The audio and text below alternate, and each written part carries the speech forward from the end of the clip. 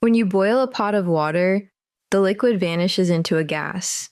When you light a match, the wood vanishes into ash and smoke. In both cases, a substance undergoes a profound transformation, yet only one of these changes is truly permanent. This distinction between a temporary change of form and a permanent change of identity is one of the most fundamental concepts in all of science. Today, we will dissect the crucial difference between physical changes and chemical changes. Understanding this is the first step to truly understanding what chemistry is, the science of how matter is transformed. Let's begin with the more straightforward of the two. A physical change is a transformation that alters the state or properties of a substance, but it does not change the substance's fundamental chemical composition. The molecules themselves remain entirely intact. Think of it as a substance changing its clothes. It may look different, but it's still the same person underneath. The most common examples are phase changes. When an ice cube melts into liquid water and then boils into steam, it undergoes dramatic physical changes. However, at a molecular level, it is H2O in all three states. We have not broken the covalent bonds within the water molecules. We have simply overcome the intermolecular forces between them by adding energy, allowing them to move more freely. This principle extends beyond phase changes. Dissolving sugar in water is a physical change. The solid sugar crystals disappear, but they are not gone. The individual sucrose molecules are simply dispersed among the water molecules. If you were to evaporate the water, you would recover the exact same sugar you started with. Other examples include crushing a can, cutting a piece of paper, or stretching a rubber band. In every case, the form is altered, but the chemical identity is preserved. A chemical change, or a chemical reaction, is a process where one or more substances are transformed into entirely new substances with entirely new properties. This is a fundamental change in identity, involving the breaking of old chemical bonds and the formation of new ones.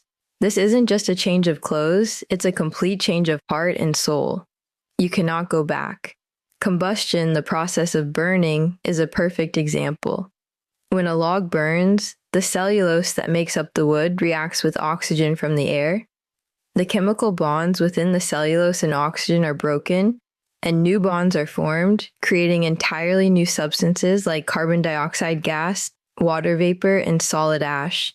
The log has been permanently transformed. Similarly, the rusting of iron is a chemical change. The element iron, Fe, reacts with oxygen to form a new compound, iron 3 oxide, Fe2O3, which has a completely different color, texture, and strength.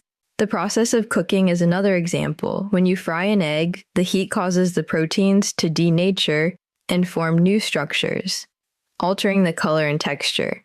You can't unfry an egg because you have fundamentally changed the chemical nature of its components. So, how can we tell the difference in the lab or in the real world?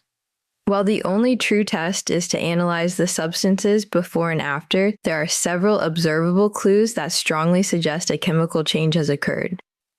Number 1, an unexpected color change. Think of leaves changing color in the fall, or bread toasting from white to brown. 2, the production of a gas. Dropping an Alka-Seltzer tablet in water produces bubbles of carbon dioxide gas, indicating a reaction has taken place.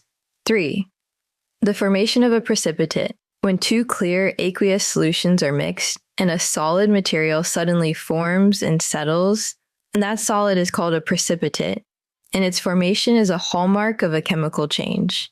4, a change in energy. Many reactions release energy in the form of heat and light, like a firework exploding. Others absorb energy from their surroundings, becoming cold, like the reaction in a chemical cold pack. It's important to remember that these are clues, not absolute proof.